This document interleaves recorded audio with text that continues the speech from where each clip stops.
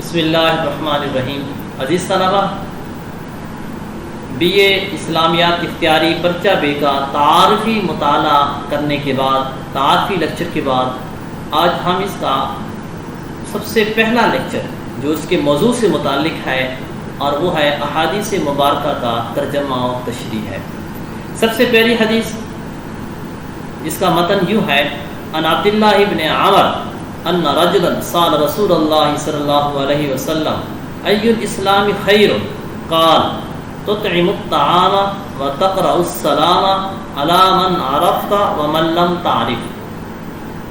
حضرت عبداللہ بن عمر رضی اللہ تعالی عنہ سے روایت ہے کہ ایک آدمی نے پوچھا، ان رجلا ایک آدمی نے، بے شک ایک آدمی نے سالا پوچھا اللہ کے رسول سے، ای الاسلام خیر، کہ اسلام میں کون سا عمل بہتر ہے یا کون سا اسلام بہتر ہے، کون سا عمل اسلام میں بہتر ہے؟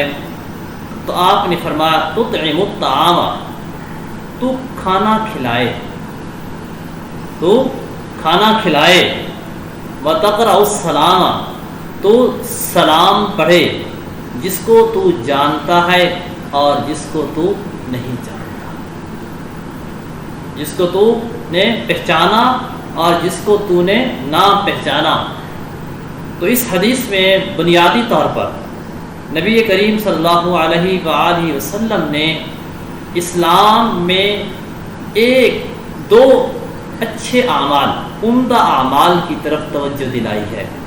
سب سے پہلے نبی صلی اللہ علیہ وسلم نے فرمایا کہ لوگوں کو کھانا کھلانا، لوگوں کو کھانا کھلانا، یہ کھانا کھلانا یہ ایک اہم اور اعلیٰ قسم کی، ایک عمدہ قسم کی، یہ ایک ایسی خوبی ہے جسے اللہ تعالیٰ نے خود قرآن مجید کے اندر بھی بیان فرمایا ہے۔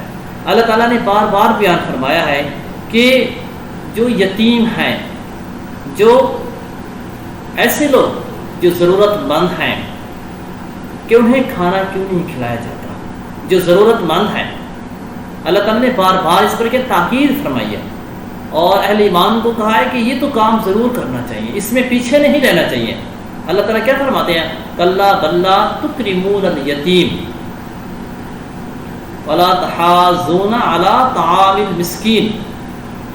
ہرگز نہیں، کیا ہے؟ ہرگز نہیں، کہ بلکہ تم یتیم سے عزت کا سلوک کیوں نہیں کرتے؟ تم یتیم سے عزت کا سلوک نہیں کرتے۔ ولا تحاضون علی طعام المسکین، اور مسکین کو کھانا کھلانے کی ترغیب نہیں دلاتے۔ بار بار اللہ تعالیٰ نے کہا فرمایا کلا بل لا تکرمون الیتیم ولا تحاضون علی طعام المسکین۔ اور ایک جگہ پر اللہ تعالیٰ نے یوں فرمایا ہے ارأیت الذی یکذب بالدین فذلک الذی یدع الیتیم ولا یحض علی طعام المسکین۔ تو اللہ تعالیٰ نے فرمایا کہ کیا تو نے اس شخص کو نہیں دیکھا جو روز جزا، قیامت کے دن کو جھٹلاتا ہے اور اس وجہ سے وہ یتیموں کو دھکے دیتا ہے، ولا یحض علی طعام المسکین، اور محتاجوں کو کھانا کھلانے کی ترغیب نہیں دیتا، کھانا کھلانے کی ترغیب نہیں دیتا۔ تو اللہ تعالیٰ نے قرآن مجید میں اس بات کی طرف حکم دیا ہے کہ جو یتیم ہیں، مسکین ہیں، ضرورت مند ہیں، جن کے پاس کھانے پینے کی اشیاء نہیں ہیں، تو اپنے حلال مال میں سے اپنی حیثیت کے مطابق ان کی تواضع کرنا اور ان کی دیکھ بھال کرنا اور ان کے کھانے پینے کا اہتمام کرنا اللہ تعالیٰ کو یہ بہت بڑا عمل پسند ہے۔ اور نبی صلی اللہ علیہ وسلم نے فرمایا کہ یہ کیا ہے؟ تطعمون الطعام، یہ سب سے ایک بہترین عمل یہ ہے کہ کیا کھانا کھلانا ہے، کیا ہے؟ تو کھانا کھلائے، کیا کرے؟ تو کھانا کھلائے۔ نبی صلی اللہ علیہ وآلہ وسلم کے زمانے میں تو بہت رواج تھا، ہاں، تو وہ یہ چیز کو محسوس کیا کرتے تھے کہ آج ہمارے پاس مہمان کیوں نہیں ہے، آج ہمارا دسترخوان کیوں خالی رہا ہے۔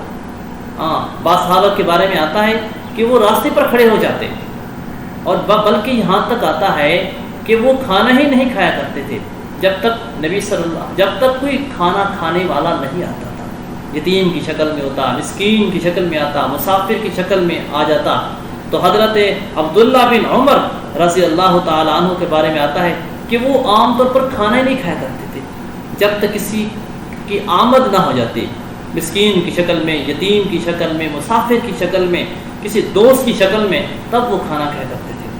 ایک اور صحابی کے بارے میں آتا ہے، حضرت حارثہ کے بارے میں آتا ہے کہ جب آخری عمر میں بینائی چلی گئی، اب یہ ہے کہ انہوں نے اپنے گھر کے دروازے پر کھجوروں کی ایک چھوٹی سی ٹوکری رکھ دی کر، اور وہ یہ ہے کہ اپنے گھر میں ایک رسی باندھ دی تھی، اور رسی کو باندھ کر تشریف لایا کرتے تھے، اور اسی ٹوکری میں کھجوروں کو ڈال دیا کرتے تھے کہ آنے والا یتیم کی شکل میں ہو، مسکین کی شکل میں ہو، اور اس کے علاوہ مسافر کی شکل میں ہو، تو وہ اس سے کھانا کھا جائے، اس سے کیا ہے کچھ نہ کچھ تناول کر کے جائے۔ اس لیے نبی صلی اللہ علیہ وآلہ وسلم نے بڑی تاکید فرمائی ہے۔ ہاں، آپ نے فرمایا وہ تو مومن ہی نہیں ہے جو خود پیٹ بھر کر کھائے اور اس کا پڑوسی بھوکا رہ جائے۔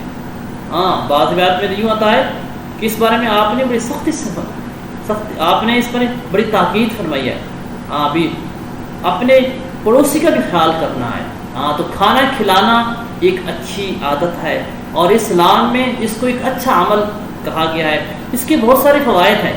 ایک تو یہ ہے کہ اس میں اب قربتیں بڑھتی ہیں، آپس میں برادریاں، آپس میں بھائی چارہ، اس میں کیا ہے اس میں اضافہ ہوتا ہے، اور محبت کی جو لہریں ہیں، محبت کی کرنیں، وہ کیا ہیں روشن ہو جاتی ہیں، اور اسلام محبت کا دین ہے۔ اس لیے اسلام میں اس بات پر بڑی تاکید فرمائی گئی ہے کہ یہ کیا ہے بہترین عمل ہے۔ کیا ہے آپ نے کیا فرمایا بہترین؟ جب پوچھا گیا تو کون سا عمل بہتر ہے تو آپ نے فرمایا تطعمون الطعام، کیا ہے وہ جو کھانا کھلاتے ہیں۔ قرآن مجید میں اللہ تعالیٰ نے سورہ 29 پارہ میں اللہ تعالیٰ نے یہ صفت بیان فرمائی ہے ان لوگوں کی کہ جو لوگ اللہ کی راہ میں اللہ کی رضا کے لیے کھانا کھلاتے ہیں۔ یہ فرمایا یطعمون الطعام علی حبہ مسکینا و یتیما و اسیرا، کہ وہ کیا کرتے ہیں اللہ کی رضا کے لیے، اللہ کی محبت میں اور اللہ کی رضا کے لیے کھانا کھلاتے ہیں، یتیم کو، مسکین کو اور قیدی کو۔ تو یہ اچھی رسم ہے، اور خصوصی طور پر آدمی اور بھی کچھ نہ ہو، اگر مسکین مل جائے تو بہتر ہے، یتیم مل جائے تو ضرور بہتر ہے۔ اگر کوئی اور بھی نہ ہو تو جو محلے میں ہمارے قریب پڑوسی موجود ہوتے ہیں تو ان کو کچھ دے دینا، یہ بھی محبت اور بھائی چارے کے بڑھنے کا ایک اہم ذریعہ ہوتا ہے۔ تو پہلی حدیث میں آج کی جو گفتگو ہے وہ یہ ہے کہ دو چیزوں کو بیان کیا گیا ہے۔ سب سے پہلی بات ہے کہ آپ نے فرمایا کہ جب پوچھا گیا کہ کون سا اسلام بہتر ہے یا اسلام میں کون سا عمل بہتر ہے، تو آپ نے فرمایا کہ کھانا کھلانا ہے، اور دوسرا کیا کرنا ہے سلام پڑھنا ہے، کیا ہے سلام دینا ہے، جسے آدمی پہچانتا ہو یا نہ پہچانتا ہو، یعنی اس کے سامنے اجنبی کی شکل میں موجود ہو تو تب بھی کیا ہے سلام کرنا چاہیے۔ تو اسی بات پر کیا ہے اکتفا کرتا ہوں۔ تو اگلے جو ہمارا لیکچر ہے اس میں کیونکہ آگے بہت ساری حدیث سلام سے متعلق ہیں، تو اس لیے دوسرا حصہ حدیث کا جو سلام ہے تو اس کی اسی کے دوسرے لیکچر میں ہی گفتگو ہوگی۔